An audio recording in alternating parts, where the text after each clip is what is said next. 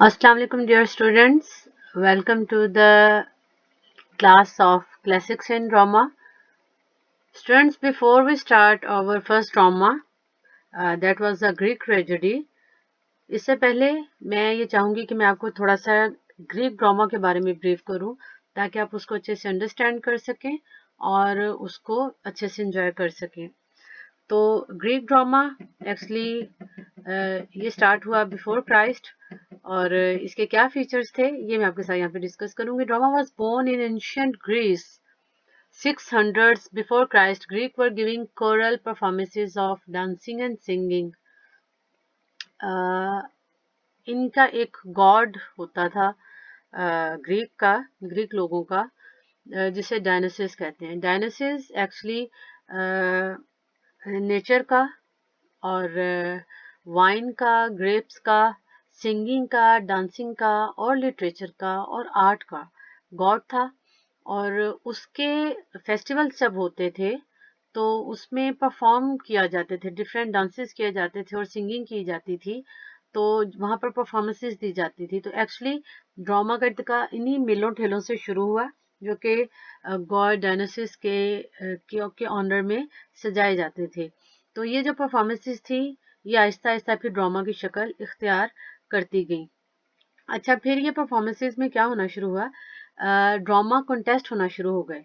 ठीक है, जब डायनासिस का फेस्टिवल होता था तो वहां पर 3 दिन का कॉन्टेस्ट होता था जिसमें 3 ड्रामाटिस्ट आते थे और आकर अपने ड्रामे पेश करते थे और जिसका ड्रामा सबसे अच्छा होता था उसको इनाम दिया जाता था।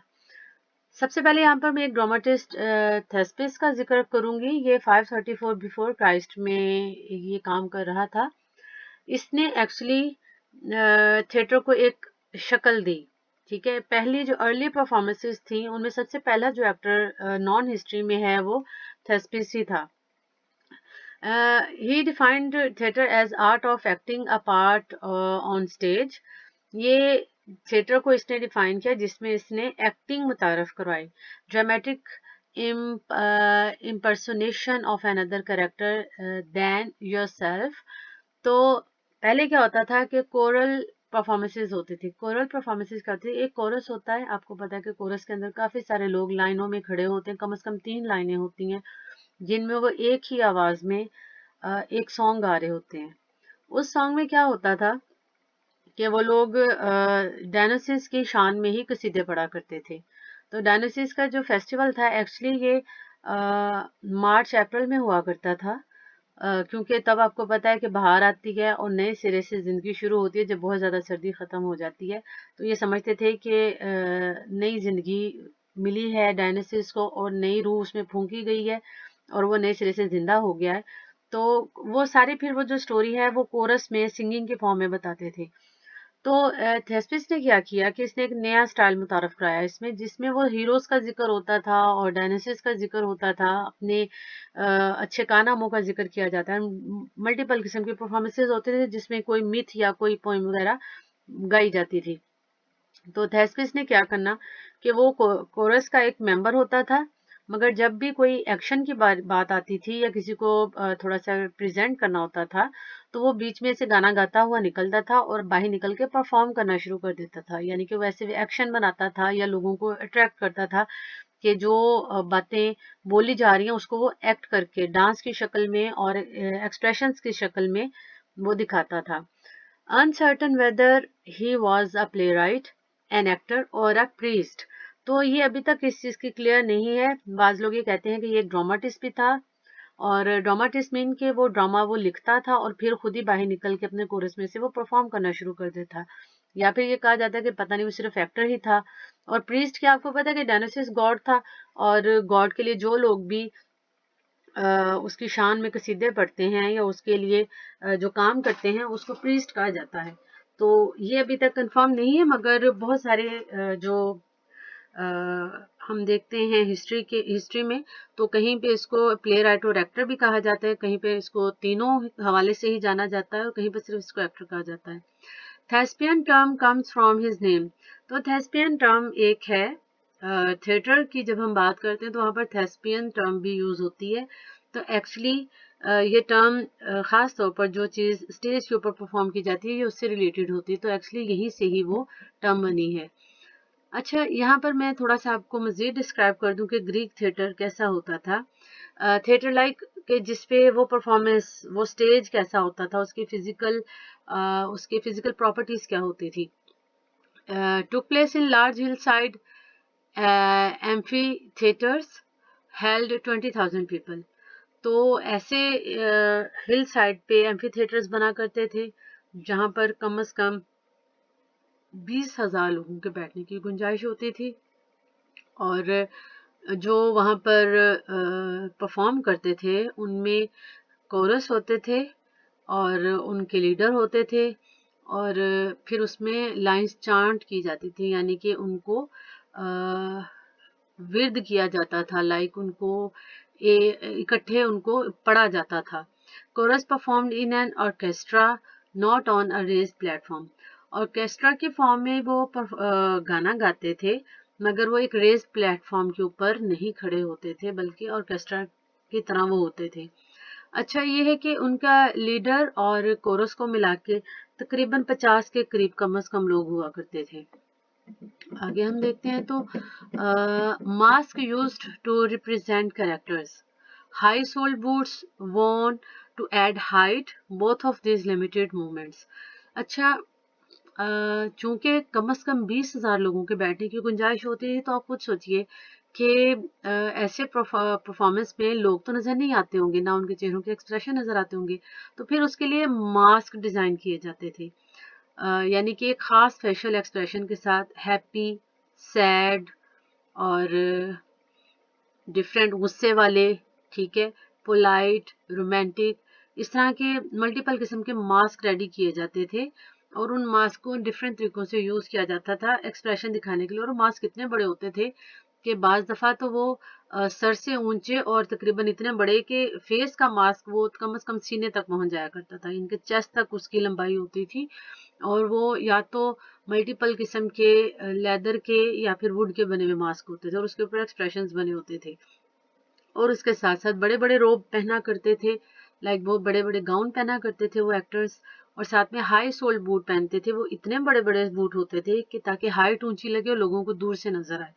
तो इन दोनों चीजों की वजह से बड़ी लिमिटेड मूवमेंट हो जाया करती थी, यानी कि करेक्टर ज्यादा हिलजुल नहीं सकता था, एक तो अपने शूज की वजह से, दूसरा उन फेस मास्क की वजह से उसकी भी बड़ा वजन हुआ करता था। There is a design of Greek theatre. अब ये बिल्कुल मतरूक हो चुका है, मगर ये देखें कि ये उसका सिस्टम होता था कि यहाँ पर कम से कम 20,000 लोगों के बैठने की गुंजाइश होती थी। तो आप ये देखिए कि उनको कितनी ऊंची आवाज में कोरस को गाना गाना पड़ता था, ये बताने के लिए कि एक्चुअल में एक्ट क्या हुआ। बाकी लोग आगे आके मास्क पहन के परफॉर्म किया करते थे। अच्छा, ये एक मोस्ट इम्पॉर्टेंट एरा था 400 before Christ. Tragedies performed as part of a civic celebration called the city Dionysia. तो ट्रेजेडीज परफॉर्म होने लग गई सिटी ऑफ डायनोसिया में। आपको पता है कि डायनोसिस के लिए ही परफॉर्मेंस की जाती थी। Festival lasted several days. Festival कम से कम एक हफ्ते के लिए मनाया जाता था, जिसमें 5 से 7 दिन हुआ करते थे। और लोग अपने कारोबार बंद कर दिया करते थे। जो लोग इम्प्रिजन्ड होते थे, जो कैदी होते थे, उनको बेल पे रहा किया जाता था, और दूसरे मुल्कों से उनके बादशाहों को और वहाँ के प्रोमिनेंट लोगों को इनवाइट किया जाता था। यानी कि ये इतना बड़ा फेस्टिवल होता था। और यहाँ पर जैसे कि मैंने आपको बताया कि 3 दिन का ड्रामा फेस्टिवल होता था, और स्टेज परफॉर्मेंसेज होती थी, और 3 ड्रामाटिस्ट आते थे और यहाँ पर आकर अपने ड्रामास पेश करते थे, और जिसके ड्रामा सबसे अच्छे होते थे। इवन यहाँ पर कैटेगरीज होती थी, जिसमें कॉमेडीज, ट्रेजेडीज और मल्टीपल किस्म की परफॉर्मेंसेज होती थी। 10 लोगों का पैनल होता था जो ये डिसाइड करता था कि कौन सा ड्रामा ज्यादा अच्छा था, और फिर बेस्ट ट्रेजेडी, कॉमेडी, एक्टिंग और कोरल सिंगिंग, ये यानी कि अलग अलग कैटेगरीज थी जिनकी वजह से, जिन पे उन्हें प्राइजेस भी दिए जाते थे। थिएटर ऑफ डायनासिस की जब हम मजीद बात करते हैं तो ये एक्रोपोलिस इन एथेंस के मुकाम पे ये बना हुआ था, ये वाला थिएटर जहाँ पर ये सारी परफॉर्मेंसेज होती थी। यहाँ पर 14,000 लोगों के बैठने की गुंजाइश थी, और सर्कुलर एक्टिंग एरिया को ऑर्केस्ट्रा कहा जाता था। स्कीन एक स्टेज हाउस जिसे हम कहते हैं कि जो बैक स्टेज जिसे कहा जाता है, या फिर एक टेंट जो स्टेज की जगह पे लगा होता था, जहां पर उसको प्रोमिनेंट जगह बना दी जाती थी कि यही एक स्टेज है, इसका भी वहां पे ट्रेंड था। अब हम यहाँ पर ग्रीक ट्रेजेडी की बात करेंगे। ग्रीक ट्रेजेडी का जो कंसेप्ट है, actually that was entirely different from that of our time. Greek tragedy हमारे यहाँ पर ये समझा जाता है कि tragedy means a very sad ending. जब एक मामला हुआ है और एंडिंग अच्छी नहीं हुई है, बहुत सैड एंडिंग हुई है, तो हम उसको ट्रेजेडी कहते हैं। जबकि ग्रीक ट्रेजेडी में ऐसा नहीं था।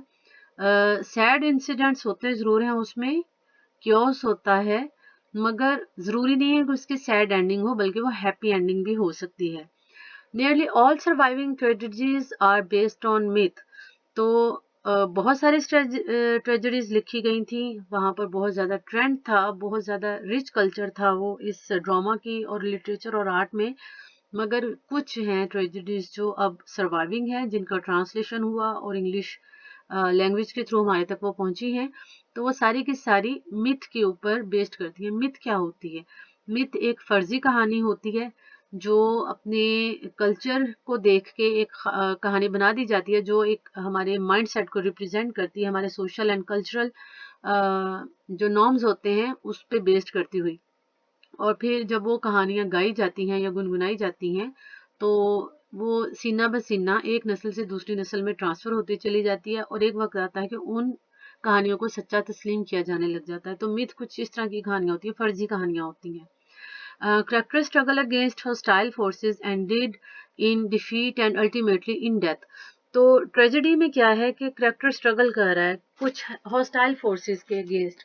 अब ये हॉस्टाइल फोर्सेस कोई उसका कोई इंसान भी हो सकता है, उसका अपना नसीब भी हो सकता है, उसका नेचुरल फोर्सेस के साथ हो सकता है, इवन गॉड के साथ भी उसका क्लैश हो सकता है। जबकि एंड में उसके क्या होता है कि उसको शिकस्त होती है या फिर एंड पे जाके उसकी डेथ हो जाती है। तो ये ऐसा नहीं है कि हर जो ट्रेजेडी है उसकी हैप्पी एंडिंग हो, मगर ट्रेजेडी की एंडिंग तो यही होती है नॉर्मली कि डिफीट हो जाता है या फिर अल्टीमेटली डेथ हो जाती है। मगर बहुत सारी ट्रेजेडीज ऐसी भी होती हैं जिनके एंड पे हैप्पी एंडिंग होती है। A series of dramatic episodes separated by coral odds mini songs. अच्छा, अब कोरस का क्या काम होता था? उन 50 लोगों का क्या काम होता था कि वो मिलके एक गाना गाते थे, उसमें स्टोरी बताते थे, और फिर एक एक्टर निकलता था और वो स्टोरी के ऊपर परफॉर्म करना शुरू कर देता था। अब कितना टाइम गुजर गया उस स्टोरी में, कितने साल गुजर गए, अब मजीद क्या होने वाला है, और एक फेज के बाद एक ब्रेक आता है और फिर उसके बाद दूसरा फेज शुरू हो जाता है। उस ब्रेक में भी वो छोटे छोटे मिनी सॉन्ग्स गाते थे, जिसमें अंदाजा होता था कि अब सीन चेंज होने वाला है या अब बात बदलने वाली है। तो episodes performed by a few actors, never more than 3 on stage. पहले एक करेक्टर का रिवाज था, फिर क्या हुआ, आहिस्ता आहिस्ता उसमें 2 करेक्टर एंटर होने लग गए। ठीक है, एक अच्छा होता था और एक बुरा होता था, यानी कि एक हीरो होता था और दूसरा विलेन होता था। फिर आहिस्ता आहिस्ता उसके अंदर एक तीसरा एक्टर भी ऐड हो गया, जो उन दोनों का पॉइंट ऑफ व्यू या तो क्लियर करता था, या उनकी सुलह करवाता था, या उनके मामले को मजीद बिगाड़ देता था। तो अब ऐसा नहीं है कि ट्रेजेडीज के अंदर या उस कोरस के सॉन्ग के अंदर कोई और करेक्टर नहीं होता था। तो होता ये था कि वो करेक्टर्स डिफरेंट मास्क पहन के निकलते थे, कोई और मास्क पहन के, कोई और कलर का ड्रेस पहन के आ जाते थे, और आके किसी तीसरे या चौथे करेक्टर परफॉर्म करके वो चले जाते थे। फिर कोई और जाता था, अपने कपड़े बदल के आ जाता था, और आके वो पांचवें या छठे करेक्टर का रोल प्ले करते थे। यानी कि वो 3 एक्टर्स मिलके उस पूरे ड्रामा के उस पूरे प्ले के करेक्टर्स का रोल प्ले करते थे। तो it was a norm there. तो 3 करेक्टर से ज्यादा करेक्टर नहीं होते थे। हाँ, छोटे छोटे जो करेक्टर होते थे, माइनर करेक्टर्स, वो एंटर हो जाते थे, मगर मेन करेक्टर 3 ही रहते थे। Wore masks to indicate the nature of the character played. Men played women's role. Same actor appeared in several parts. Of the hundreds of Greek tragedies written, fewer than 35 survive. Mask क्यों पहने जाते थे? कि character की एक nature दिखाने के लिए, यानी कि उसके एक्सप्रेशन जो मास्क के ऊपर बने होते थे वो उस करेक्टर का एक खासा होते थे। फिर खातीन को इजाज़त नहीं थी कि वो स्टेज पे आके परफॉर्म कर सकें, तो औरतों का करेक्टर भी प्ले करने के लिए मर्द ही औरतों जैसा रूप धार के स्टेज के ऊपर आया करते थे। और एक करेक्टर, जैसे एक्टर जो मैंने आपको पहले बताया कि एक एक्टर सिर्फ अपना रोब बदल के, यानी कि अपना गाउन बदल के और अपना मास्क बदल के कई बार स्टेज पे आकर डिफरेंट करेक्टर प्ले कर सकता था। और बहुत सारी हंड्रेड्स में ग्रीक ट्रेजेडीज थी, लिखी गई थी, मगर 35 ही सिर्फ सर्वाइव की हैं। अब तक सिर्फ 35 हैं जो हमारे तक पहुंची हैं। अब यहाँ पर मैं 3 प्लेराइट्स की बात करूंगी जिन्होंने ट्रेजेडीज लिखी, जिन्होंने प्लेज लिखे। यहाँ पर सबसे पहले नाम आएगा एस्किलस का। इसने ओरेस्टिया लिखा था, एक प्ले है ये, इसने ये लिखा था। Introduce concept of second actor, तो मैंने जैसे बताया कि थेस्पिस एक पहला एक्टर था जिन्होंने एक करेक्टर मुतारफ करवाया, और एस्किलस एक ऐसा प्ले राइट था जिसने कंसेप्ट दिया सेकंड एक्टर का। और सेकंड एक्टर क्यों एंटर होने से जो प्लॉट है वो यूनिफाइड होना शुरू हुआ, यानी कि एक्सपेंडेड पॉसिबिलिटीज, प्लॉट को थोड़ा लंबा किया जाने लग गया और उसके अंदर मजीद इम्कानात पैदा होना शुरू हो गए, न्यू स्टोरी उसके अंदर एंटर होने लग गई।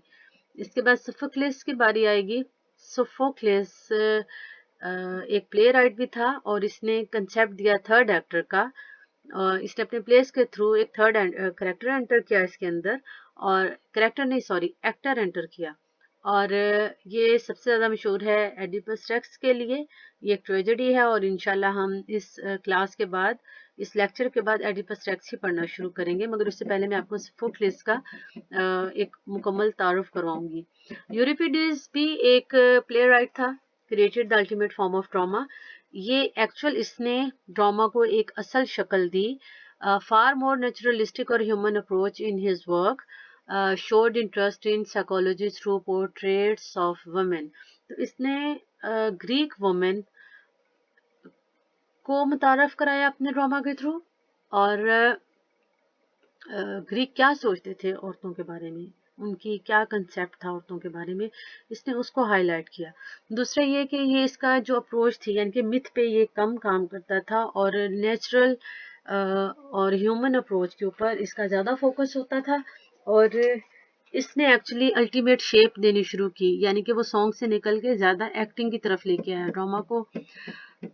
यूरिपिडीज की एक प्ले है मीडिया, जहाँ पर उसने एक मदर की एक स्टोरी है जिसमें अपने बच्चे को कत्ल कर देती है अपने हस्बैंड से किसी बात का इंतकाम लेने के लिए, यानी कि gain revenge against their father. तो अपने बच्चे के बाप से कोई इंतकाम लेने के लिए वो अपने बच्चे को मार देती है। यहाँ पर आगे जिक्र मैं करूंगी रोमन थिएटर का। Roman theatre was inspired by Greek theatre, और चूंकि ये साथ साथ ही चल रहे थे, बोरोड एक्सटेंसिवली फ्रॉम ग्रीक्स, तो ये इंस्पायर्ड थे। रोम चूंकि यूनान के साथ था तो ये भी इंस्पायर्ड था। और यहाँ पर लेटिन वर्ड लूडोस, जिसका मतलब है प्ले, ये भी यहीं से निकला है। ठीक है, लूडोस इसको कहते थे, यानी कि ड्रामा को लूडोस कहते थे। आपको पता है कि आजकल भी हम एक प्ले लूडो खेलते हैं, तो एक्चुअली उस लूडो का मतलब ही प्ले होता है। chiefly important because it influenced Renaissance playwright। अब ये रोमन थिएटर क्यों मशहूर है, ये इसका इम्पोर्टेंस क्या है कि इसने रेनेसांस प्ले राइट्स को बहुत इन्फ्लुएंस किया। तो रेनेसांस प्ले राइट्स के बारे में भी मैं डिस्क्रिप्शन दूंगी आपको, आपके साथ वो भी मैं डिस्कस करूंगी। अगर फिलहाल हम इसको कंटिन्यू करेंगे। Works of only one author left, Lucius Annaeus Seneca. तो रोम के थिएटर में सिर्फ एक ही सर्वाइविंग वर्क है, बाकी सारे ग्रीक लिटरेचर से हैं। अच्छा, इसने ड्रामेटिक फॉर्म जो इसने मुतारफ करवाई, इनमें 5 एक्ट फॉर्म, एक नॉर्मल जो थिएटर के ऊपर प्ले परफॉर्म किया जाता है उसके 5 एक्ट ही होते हैं। तो आप ये देखें कि ये उसने एक्चुअली सेनिका ने ही वो मुतारफ कराए थे कि एक प्ले के अंदर 5 एक्ट्स हों। और लैंग्वेज को उसने एलेबोरेट किया, लैंग्वेज पे बड़ा स्ट्रेस था इसका। और revenge as the main idea of the play, तो रिवेंज एक्चुअली इसका जो आइडिया, इसका प्ले के जो मेन थीम होता था, जो मेन आइडिया होता था, वो जितने भी इसने प्लेज लिखे थे तो उस पे इसका जो फोकस था वो रिवेंज के ऊपर ही था। और रोमन कॉमेडी की भी थोड़ी सी यहाँ पे हम बात करते हैं। नॉर्मली आपने कॉमेडी मूवीज आप देखते हैं, कॉमेडी ड्रामास आप देखते हैं, तो आप ये देखते हैं कि टिपिकल प्लॉट होता है जिसमें कोई मिसअंडरस्टैंडिंग होती है जिसकी वजह से एक फनी सिचुएशन पैदा हो जाती है। अब उस मिसअंडरस्टैंडिंग में क्या होता है कि मिस्टेकन आइडेंटिटी मतलब कि बंदा कोई और होता है और उसको कुछ और समझ लिया जाता है। जब उसको कुछ और समझा जाता है तो वो एक्चुअली उसको नहीं पता होता कि मुझे क्या समझा जा रहा है, या उसको अगर अंडरस्टैंडिंग होती है तो जानबूझ के अपनी पहचान को कंसील कर लेता है और फिर इससे एक फनी सी सूरत हाल पैदा हो जाती है। तो ये इस टाइप का रोमन कॉमेडीज के अंदर ये सूरत हाल कॉमेडीज के अंदर होती थी।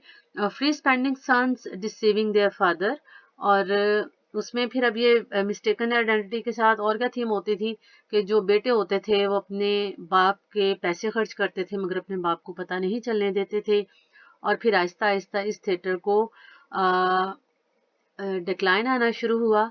एक्टर्स एक्सकम्युनिकेटेड, लाइक एक्टर्स जो परफॉर्म करते थे एक्चुअली उसको वो शायद प्रॉपर कम्युनिकेट नहीं कर पाते थे अपने ऑडियंस के साथ, तो जो वो परफॉर्म करते थे शायद उसका उल्टा मतलब समझा जाने लग गया, जिसकी वजह से ये आहिस्ता आहिस्ता ख़त्म होना शुरू हुआ। और फिर आहिस्ता आहिस्ता क्या हुआ कि हज़रत ईसा अलैहिस्सलाम की के साथ ही जब क्रिश्चियनिटी आई है और चर्च वजूद में आ गया है, तो फिर रोमन कल्चर को और रोमन कॉमेडी या ट्रेजेडी को या ग्रीक कल्चर को, इसकी वजह से फिर ज़बरदस्त इन्फ्लुएंस है। आपको पता है कि मज़हब कोई भी हो, आर्ट एंड कल्चर पे जब हम उसको स्टॉन्चली उस पर बिलीव करते हैं तो आर्ट एंड कल्चर को उसमें डिस्करेज किया जाता है। तो यही सिचुएशन थी जिसकी वजह से आहिस्ता आहिस्ता ड्रामा के ऊपर जवाल आना शुरू हो गया, और बाद में फिर सिर्फ चर्च ही एंटर नहीं हुआ बल्कि बेरोनी हमले भी होना शुरू हो गए, और उन बारबेरियन ट्राइब्स की वजह से भी जो एक पुरसुकून माहौल बना हुआ था आर्ट एंड कल्चर वाला, वो भी ख़त्म होता चला गया। So students, it was all about Greek drama. तो ये एक ब्रीफ तारुफ तो नहीं था, मगर आपको एडिपस टैक्स शुरू करवाने से पहले मैंने ये बेहतर समझा कि आपको मैं थोड़े से उन फीचर्स के बारे में बताऊं जिस पे वो ड्रामा बेस करता है, और वो क्यों बनाया जाता था, और उस वक़्त ड्रामा की क्या सिचुएशन थी, ग्रीक कैसे सोचते थे, और ड्रामा असल में उन्होंने वजूद में कैसे आया वहाँ पर। तो ये सारा कुछ आपके साथ मैंने डिस्कस किया है। अगर आपके माइंड में कोई क्वेश्चन हो तो आप डिस्कशन बोर्ड ओपन होगा, आप डिस्कशन बोर्ड के ऊपर सवाल पूछ सकते हैं। Thank you very much.